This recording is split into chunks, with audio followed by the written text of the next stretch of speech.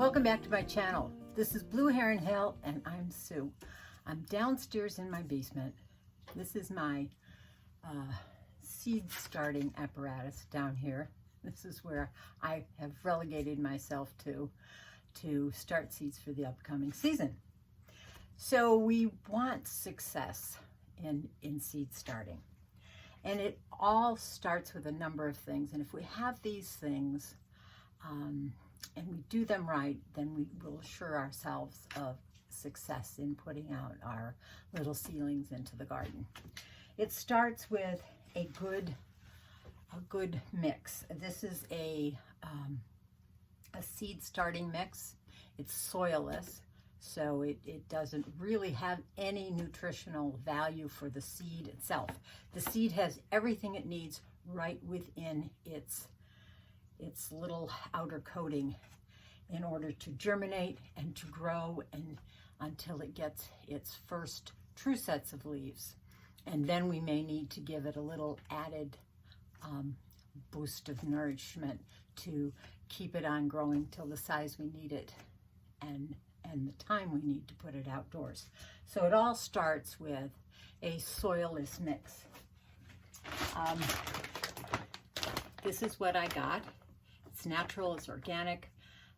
I don't know if anybody had a hard time, but I had a hard time finding anything in the box stores for seed starting stuff. So fortunately, I did find this extremely good deal. It was only like $3.50, $3.75 a bag or something like that. I do hope that they start getting those important seed starting things into the stores so we can get going on our new 2022 season of growing vegetables. So if we have a good mix of soil, that's the first thing that we need for our seeds. The next thing is the seed itself. We need to, if they aren't a new package of seed, straight from the seed shop that we've purchased them from, that's my furnace kicking on, so I hope it doesn't interfere too much. So we need to, if you've saved seeds from before, from last year, from a couple years ago, I did put on my last video, I had a little chart that showed the longevity of storage for individual seeds. So I can post this one, I'll post that again on the end of this video. I'll probably put it up there in that corner as a link to that video. So you can sprout your seeds to test their germination between some damp paper towels in a very warm but moist environment, and give them a few days, a week, to see if they're viable. If they sprout, then you can kind of get an indication on how many that's sprouted, what your germination rate will be. And if you need to go then and perhaps maybe purchase new seeds, because it does us no good if we are going to be planting seeds that are not viable. So soil and seeds. So once we get them started, another important thing is thinning them out. And we'll get to that in the upcoming videos. Not overwatering them. You don't want them standing in water.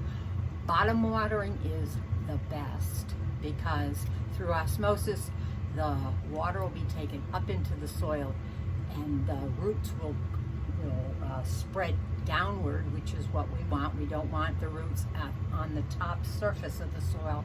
We want them to go deep and search for their own water source. We want light. We want a good bank of lights or something. This particular one that's sitting right here is a shop light. I have some other grow lights over here in this corner over there. I've got some other things that are growing under a grow light.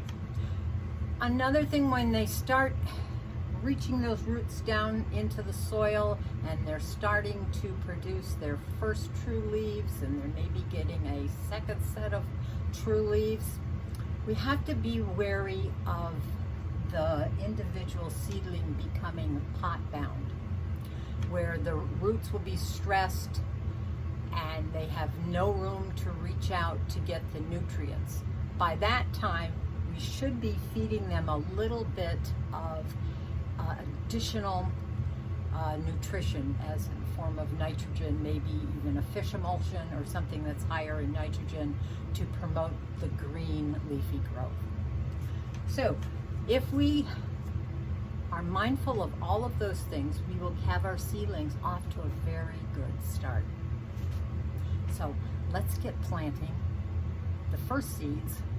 Well, not actually the first seeds for me, but first seeds of the season. These right here, if you can see in the background, this is sprouting barley seeds. This is for my chickens. With 18 to 24 inches of snow outside, very packed down, there is no green for them to scratch around for. So I am providing them a little bit of nutritious green for them, to give them a little something to do and a little bit of nutrition. So I do this most of the winter. Okay, so what I have here is just an old, and I mean old, aluminum tray. I've poked holes in it. I don't know if you see that. Washed it out. It's clean. Poked holes in it. And I will fill this up with our soilless seed mix. And this is probably about 1.5 inches deep. So I am going to be filling this right up to the top. It's going to give the seeds that I plant in here plenty of depth to grow in. Okay, so I'm not pressing it down. This soil has been pre-moistened. I actually poured boiling water over it to ensure that there are no particularly fungus gnats, which I've always had a problem with. But if you pour boiling water over a quantity of your seedless mix, it helps hydrate the soil, and it will also kill off any of the fungus gnats' eggs, which feed on the roots, which is what you really need for the which is what you really need for these little new seedlings to grow. So today I am going to be planting celery. This was my last year's celery. This was golden self-blanching. Turned out very well for me, and so I think I will plant these again. Also, I have 2 other varieties, giant red and Chinese pink. And so I think I'll plant a few of those. They're very small and they don't really need to be covered over. So the surface of my soil here is a little bumpy and rocky. So if I just broadcast these lightly over the top, then they'll fall down into the cracks and the crevices, and a little patting down will be sufficient. All right, so it looks like, see if you can see those, very, very, very small. So I'm going to relegate these to this third of my tray. Okay, so I put the first variety in this third of the tray, and I'm going to put, if you can see this, I'm going to move this out of the way. There we go. I just have a old plastic knife. I will put that as a marker. And since I have 3 varieties, I will have some in each one. And then of course, in this case, it's probably worth my while to label each one of these sections. Okay, so the next type is this Chinese pink celery.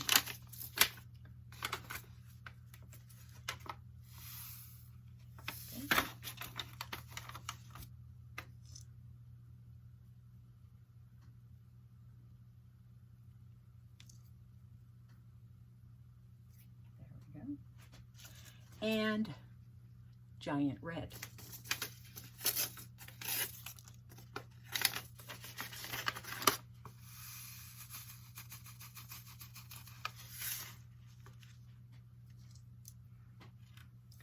I'm going to, when these finally do sprout, I'm going to have to thin them out pretty severely because I'm only looking to plant, oh, I don't know, 10 to 12 of each variety. I still have more of my celery that I planted last year to go through. I had spectacular results with celery last year. It was a little difficult to germinate, and I ended up restarting my whole tray of celery a second time. And then once I did that, of course, the first tray came up. So I ended up with, nearly 30 celery plants. So a little bit of a pat down over the top, it sort of will move those seeds into all the little nooks and the crannies here. Next, I have a plastic dome that I'll fit over the top of this. This will help it retain some humidity. This is going to go on a heat mat until I see some seedlings start to, until the seeds germinate and I see some seedlings. One more thing I decided I should plant. I checked my chart and leeks are coming up. So this is a new variety that I got this year, Bulgarian Giant. They look enormous. I love leeks. I almost love them better than onions. They're so versatile. You can use every part of this plant, except for maybe the roots, but even those, you chop those up and you can put them in your stock pot. Anyway, so a sprinkling of leeks.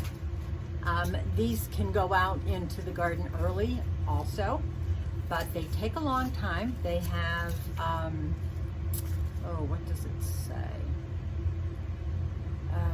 They're above 85 to 90 days. So they do take quite a while to grow in your garden. You know, one thing I do like about leeks, and I think I'll even post a link to my last leek video. I can leave my leeks in the ground over winter and then harvest them again in the springtime before they're part of the allium family, so that's a biennial and it will produce seeds in the second season. So I can leave them grow the whole season and harvest them in the fall, or I can leave some, as I usually do, to harvest in the springtime and have fresh leeks before they start to sprout and go to seed. But these are a little bit bigger than those celery seeds. But I'm going to, this is a 12 cell pack. I'm not going to grow just 12. I'm going to kind of broadcast these and have, I don't know, 4 to 5 at least in each little cell. Again, you can tease these apart very easily. They're like onions, and they'll come apart, so you can plant them each individually. Also, they can, they're very cold tolerant, so they can go out into your garden in before your frost, 2 to 3 weeks even before your last frost date. So I am going to just get a little bit of my my soilless mix.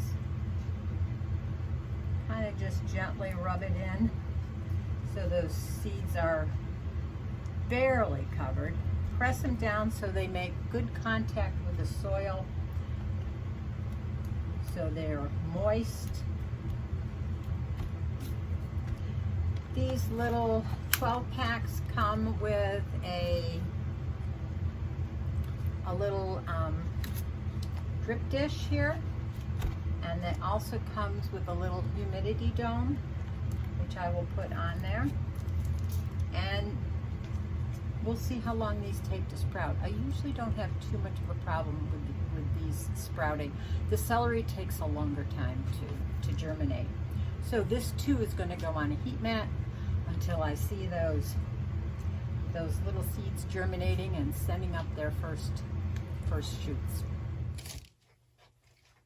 Here is a quick add-on to the video. I am going to start my onions along with my celery and my leeks. So I've chose 3 seeds, and with onions it's important to know your growing season, whether it's a long day, an intermediate day, or a short day. This all depends upon the sun's height at the solstice. Long day onions are usually grown in the northern part of the United States. Intermediate goes down a zone further south, and then short day is across the southern states. I'm in the long zone, and these are 3 of which will grow well in my region. So a red onion, I find that planting by seeds is so easy. Onions are very similar to the leeks. They are a biennial again, where they like to throw forth their seeds in their second season. I don't like planting sets because those are already a second season onion. And those little sets, some of them actually think they're in their second season. Sometimes you get good results and you can get nice bulbs produced by them, but other times I found that you can't. They'll go to seed. So I am going to be planting, on average, 4 to 5 in each one of these little cells here that I have. It's okay to overplant them. These are very forgiving, and you don't need to, I don't thin these out at all. I just let them grow, and then when they're time to get planted outdoors, you can take it out of the whole cell, tease apart the roots, and they're good to go. I'll take a little pencil and just scuff up the tops of my cells here, so some of those seeds will fall down into the soilless mix that I have here. And that's essentially all I have to do for planting these seeds. Outside of keeping them moist, I will put them on a heat mat to get them a jump start. But after that, they don't, once they germinate, they don't need to be on a heat mat. Onions are cold weather crops. As soon as your soil starts warming up, even before your last frost, you acclimate the little seedlings outdoors, and then they're ready to plop right in the ground before your last frost.